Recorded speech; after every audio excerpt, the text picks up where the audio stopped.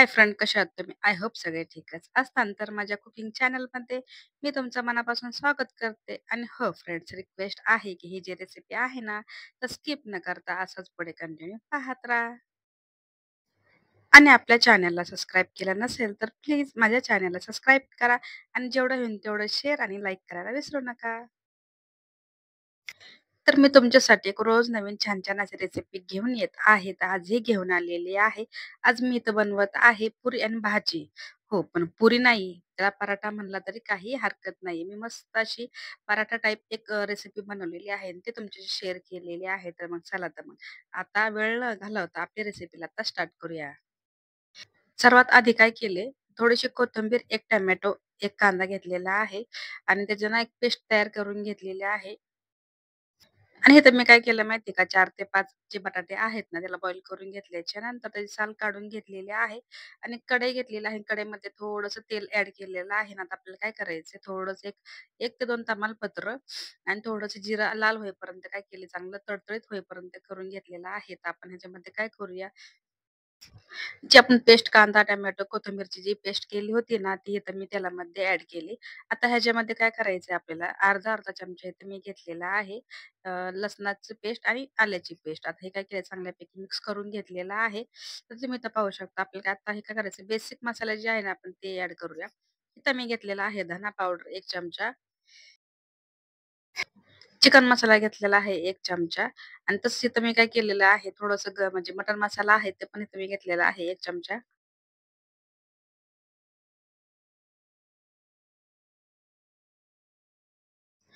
आणि थोडेसे म्हणजे जवळपास अर्धा चमचा इथे मी घेतलेला आहे हळद आणि थोडासा होममेड मसाला इथे मी घेतलेला आहे. तर आपल्याला आता काय करायचंय माहिती आहे का, थोडंसं चवीपुरतं मीठ ॲड करूया आणि हे जे काही मसाले आहेत ना, आता आपल्याला काय करायचं, तेलामध्ये चांगल्यापैकी फ्राय करून घ्यायचं आहे.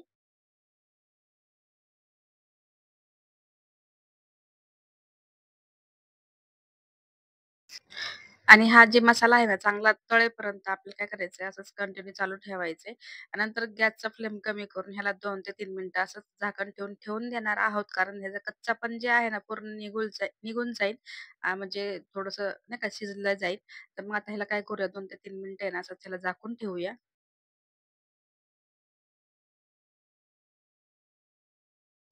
2 ते 3 मिनिटांनी काय केलंय मी, इथं जे झाकण आहे ते काढून पाहिलेलं आहे. तर मसाला आपला खूप छान भाजला गेलेला आहे. तर आपण ह्याच्यामध्ये आता काय करूया, जे बटाटा आहे ना हातावरती चुरून घेतलेला आहे. तर मग ते आता काय करायचंय, मस्तपैकी आपला बटाटा टाकलोय आणि त्याच्यावरती थोडंसं ना ही जी कोथिंबीर आहे ती ॲड केलेली आहे. तर आपण आता काय करूया, मस्तपैकी यातला एकसारखं मिश्रण करून घेऊया.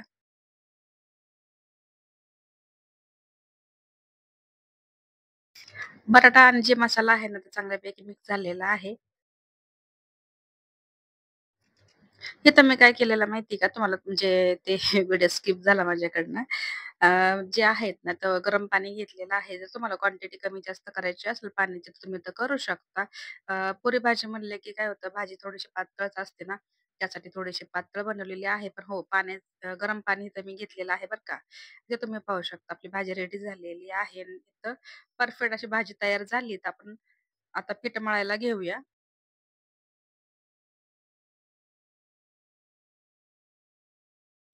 आता तर आपली भाजी पूर्ण अशी झालेली आहे. तर मी जर पीठ मळायला व्हिडिओ का दाखवला नाही, कारण व्हिडिओ खूप मोठा होतो. त्यासाठी मी काय केले, ते काही व्हिडिओ घेतलेला नाहीये. तिथं तुम्ही पाहू शकता. इथं काय केले, 2 बटाटे आहे ना मोठे-मोठे, त्याला चांगल्यापैकी किसून घेत आहे. तर आपल्याला काय करायचंय, मी पराठा तर बनवताच, पण मी काय केलं माहिती का, आलू कुलची इथं बनवत आहे. तर तुम्ही म्हणता असाल काय, तर पूर्ण व्हिडिओ पाहिल्याशिवाय तर कळणार तर नाही ना. तर मी तर पूर्ण व्हिडिओ पहा, मग तुम्हाला सगळं काय ते कळून जाईल. आणि हो, इथं तुम्ही पाहू शकता बटाटा आहेत ना, ते आपला किसून झालेला आहे. तिथे तुम्ही पाहू शकता. 1 ते 2 हिरवी मिरची मी इथं कट करून घेतलेली आहे. एक मोठा कांदा चिरून घेतलेला आहे. थोडीशी कोथिंबीर जी आहे ना, ते पण ॲड केलेली आहे. आणि थोडंसं आपल्याला काय करायचंय, टेस्ट वाढवण्यासाठी ना, तर इथं मी टेस्ट वाढवण्यासाठी ना, धना पावडर थोडीशी ना, लाल तिखट घेतलेलं आहे, चवीपुरतं मीठ. आता हे मिश्रण आहे ना, ॲड करून घेऊया आणि त्याच्यात थोडंसं मी हळद पण ॲड केलेली आहे. आणि इथं थोडासा आवाजचा प्रॉब्लेम आता तब्येत बरी नाही म्हणले, की थोडासा आवाज ना व्यवस्थित येणार नाही. तर त्यासाठी मी तुम्हाला खरंच माफी मागते. कारण आवाज व्यवस्थित असला तरच आपल्याला रेसिपी कळेल. पण मी जेवढं होईल तेवढं शक्य करते, की माझ्याकडनं काही व्हिडिओमध्ये चुका नाही झाल्या पाहिजे. तर हे होतात तर काय करणार आता? तब्येत खराब असली तर कोणी काय करू शकतं का? चला तर मग थोडंसं समजून घ्या आणि इथं तुम्ही पाहू शकता आपलं जे मसाला आहे ना, ते चांगल्यापैकी काय केलंय मिश्रण एकसारखं करून घेतले आणि त्याला ना मी असं झाकून साईडला ठेवले. पीठ तर तुम्ही पाहू शकता. तुम्हाला जर मैदा घ्यायचा असेल ना, तुम्ही घेऊ शकता. आणि किंवा गव्हाचं पीठ घ्यायचं असेल ते पण तुम्ही घेऊ शकता. तर मी काय केले 10 ते 15 मिनिटं आपलं पीठ आहे ना, ते चांगल्यापैकी भिजल्या गेलेलं आहे. तर आता मी काय करते मला लागेल तेवढाच मी गोळा घेतलेला आहे. तर पराठे आपल्याला खूप काही मोठे बनवायचे नाही.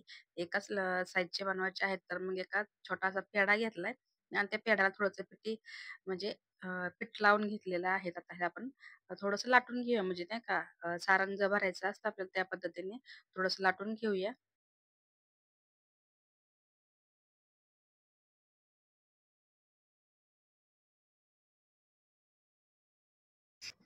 आम्ही हातावरती नाही करत. मी डायरेक्टच लाटून घेते. म्हणजे जेणेकरून काय होतं, की जे आपलं सारंग आहे ना, चांगल्यापैकी बसल्या जातं.